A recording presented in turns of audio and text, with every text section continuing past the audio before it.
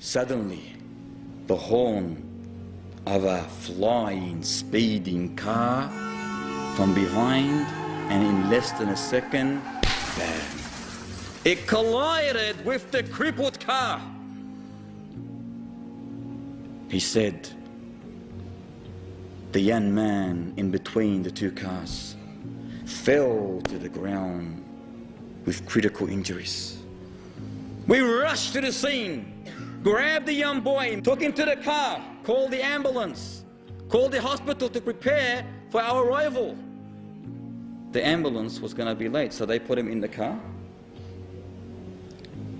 He mentions that he was of blossom age, tender age. He was a young adult, still in his late teens.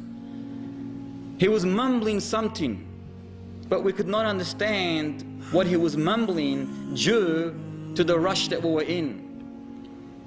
He said he was religious. You could tell from his appearance. Then the police officer said, when we placed him in the back of the car, we could make out what he was mumbling. He said, through all that pain, through all that suffering, his heart was reciting the verses of the Almighty Lord. He said he was so immersed in the recitation that, subhanallah, you could not even tell that this young man was suffering. You could not even tell that this young man was suffering. The police officer said his clothes were soaked in blood. His bones were clearly snapped in many places.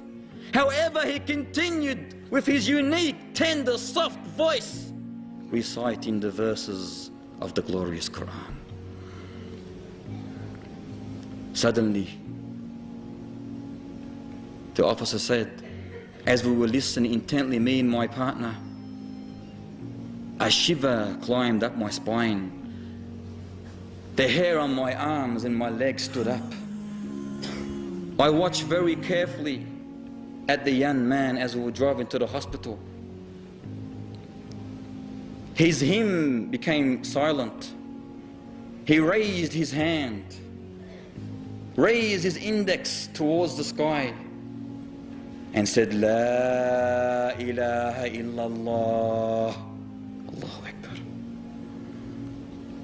He said, La ilaha illallah. Thus he slumped. Thus he slumped. He said, quickly I went to the back of the seat. I felt his breathing. I felt his pulse. I felt his heart. He was dead.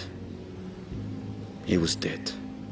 He said, I could not stop staring at his face, the beauty of his face. A tear fell from my eyes, but I hid it in shame. I turned to my partner and told him that the boy's life has ceased. He's finished.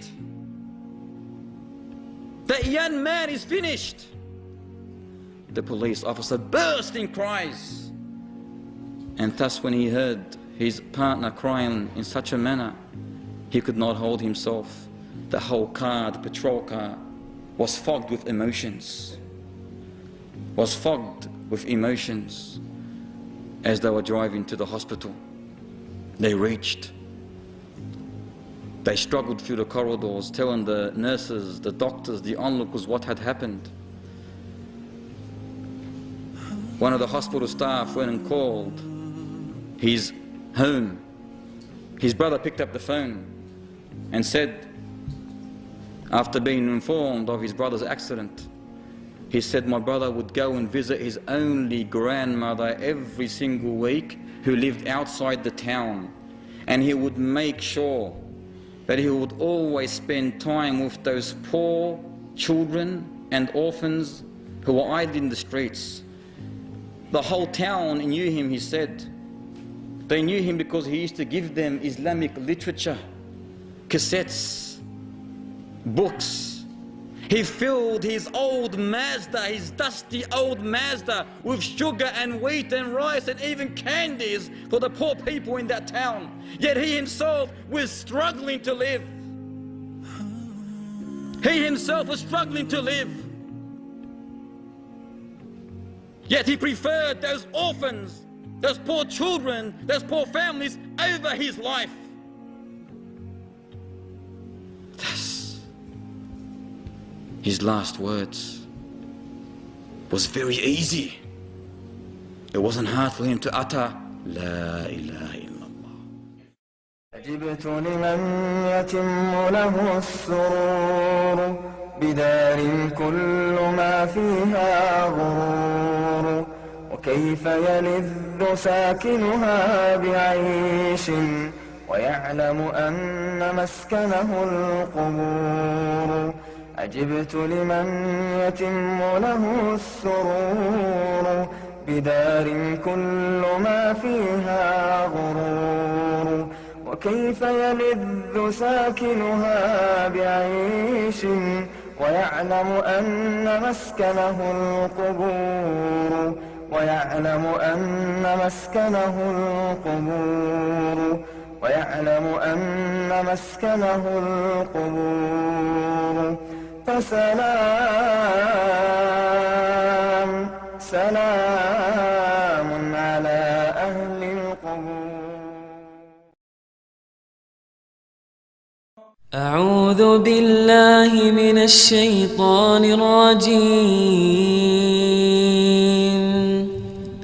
بسم الله الرحمن الرحيم. كل نفس ذائقة الموت كل نفس ذائقة الموت وإنما توفون أجوركم يوم القيامة فمن زحزح عن النار وأدخل الجنة فقد فاز فمن زحزح عن النار وأدخل الجنة فقد فاز وما الحياة الدنيا إلا متاع الغرور وما الحياة الدنيا إلا متاع الغرور.